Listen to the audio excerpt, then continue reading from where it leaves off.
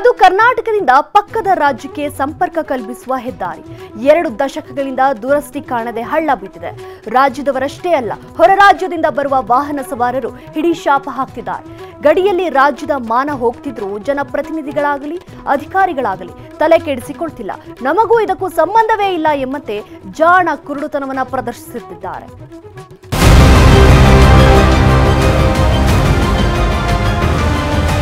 ಅಪ್ಪ ನೋಡಿದ್ರಲ್ಲ ಈ ದೃಶ್ಯವನ್ನ.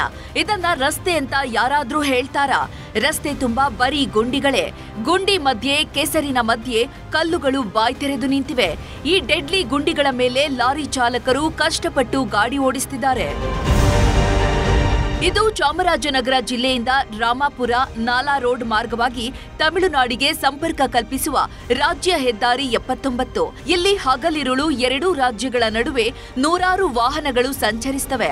ಕರ್ನಾಟಕದಿಂದ ತಮಿಳುನಾಡಿಗೆ ರಾಷ್ಟ್ರೀಯ ಹೆದ್ದಾರಿ 209 ಮೂಲಕ ರಾತ್ರಿ ವಾಹನ ಸಂಚಾರ ನಿಷೇಧಿಸಿದ ಬಳಿಕ ರಾಮಾಪುರ ಮಾರ್ಗದ ಈ ಹೆದ್ದಾರಿಯಲ್ಲಿ ವಾಹನಗಳ ಸಂಚಾರ ಹೆಚ್ಚಾಗಿದೆ. ಇದರಿಂದಾಗಿ ರಸ್ತೆಗಳು ಈ ಸ್ಥಿತಿಗೆ ತಲುಪಿದೆ.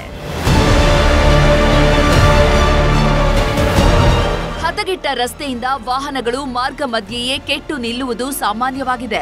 ಒಂದು ವೇಳೆ ಅಪಘಾತ ಸಂಭವಿಸಿದ್ರೂ ಆಂಬ್ಯುಲೆನ್ಸ್ ಕೂಡ ಸಕಾಲಕ್ಕೆ ಹೋಗಲು ಸಾಧ್ಯವಾಗಲ್ಲ. ಲಾರಿಗಳು ಅತಿ ಹೆಚ್ಚಾಗಿ ಸಂಚರಿಸುತ್ತಿರೋದ್ರಿಂದ ಮೊದಲೇ ಹದಗೆಟ್ಟಿರುವ ಹೆದ್ದಾರಿಯಲ್ಲಿ ಮತ್ತಷ್ಟು ಗುಂಡಿಗಳಾಗಿದ್ದು ಬೈಕ್ ಸವಾರರು ಪರದಾಡುವಂತಾಗಿದೆ. ಏನ್ ಸರ್ ಇದು? ರಾಮಾಪುರದಿಂದ ಹೊರಟ್ರೆ ರೋಡ್ ಈ ತರ ಹದಗೆಟ್ಟಿದೆಯಲ್ಲ, ಎಂತ ಸರ್ಕಾರ ಸರ್? ಇವು ಒಂದು 15-25 ಕಿಲೋಮೀಟರ್ಗಳಿಂದಲೂ ಕೂಡ ರೋಡೇ ಸರಿ ಇಲ್ಲ ಸರ್. ಯಾರೇನಾದ್ರು ಆಕ್ಸಿಡೆಂಟ್ ಆಗಿ ಬಿದ್ದರೂ ಕೂಡ ಎತ್ಕೊಂಡೋಗೋರು ಇಲ್ಲ, ಕರ್ಕೊಂಡೋಗೋರು ಇಲ್ಲ ಸರ್.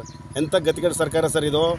ಇಲ್ಲಿ ನೋಡ್ರೆ ಮಂಚಾಪುರ ಮತ್ತು ಅಂಬಿಕಾಪುರ, ನಾಲ್ ರೋಡು ಮತ್ತು ಅಜ್ಜಿಪುರ ಎಲ್ಲ ಕೂಡ ಕಾಲೇಜ್ಗೆ ಹೋಗೋರು ಮತ್ತು ಇನ್ನಿತರ ಕೆಲಸಗಳಿಗೆ ಹೋಗೋಲ್ಲ, ತುಂಬ ತೊಂದರೆ ಇದೆ ಸರ್. ಈ ರಸ್ತೆಯಿಂದ ರಾಮಾಪುರ, ಅಜ್ಜಿಪುರ, ಅಂಬಿಕಾಪುರ, ನಾಲಾ ರೋಡ್, ಗರಿಕೆಕಂಡಿ ಸೇರಿದಂತೆ 8 ಗ್ರಾಮಗಳ ಜನರು ಪರದಾಡುವಂತಾಗಿದೆ. ಜನಪ್ರತಿನಿಧಿಗಳು ಹಾಗೂ ಅಧಿಕಾರಿಗಳಿಗೆ ರಸ್ತೆ ದುರಸ್ತಿಗೆ ಮನವಿ ಮಾಡಿದ್ರೂ ಪರಿಹಾರ ಮಾತ್ರ ಮರೀಚಿಕೆಯಾಗಿದೆ. SM Nandish, news 18, Chamarajanagar. ಕನ್ನಡಿಗರ ನೆಚ್ಚಿನ ನ್ಯೂಸ್ 18 ಕನ್ನಡ ಈಗ ವಾಟ್ಸ್ಆಪ್ನಲ್ಲೂ ಲಭ್ಯ. ಕರ್ನಾಟಕ, ದೇಶ ವಿದೇಶಗಳ 360 ಡಿಗ್ರಿ ಸುದ್ದಿಯ ವಿವರಗಳನ್ನ ನಿಮ್ಮ ಕೈ ಬೆರಳುಗಳಲ್ಲೇ ಪಡಿಲಿಕ್ಕೆ ಈ QR ಕೋಡ್ ಅನ್ನ ಸ್ಕ್ಯಾನ್ ಮಾಡಿ, ನಮ್ಮ ಚಾನಲ್ ಫಾಲೋ ಮಾಡಿ, ನೋಟಿಫಿಕೇಶನ್ ಆನ್ ಮಾಡಿ.